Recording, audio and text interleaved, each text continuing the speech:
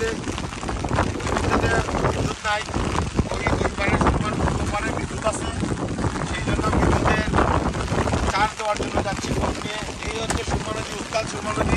বন্যার পানি পশ্চিমটা দিকে পশ্চিমার উপর দিয়ে প্রবাহিত হয়েছে।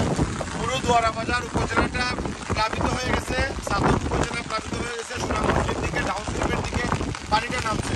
এই পানিটা শুধুমাত্র পাহাড়ি নয়, বাংলাদেশে যে পরিমাণ বৃষ্টিপাত হচ্ছে বা সিলেট বিভাগে যে পরিমাণ বৃষ্টিপাত হচ্ছে, সেই বৃষ্টিপাতের জন্য এই বন্যা হওয়ার কথা না, এত পানি হওয়ার কথা না।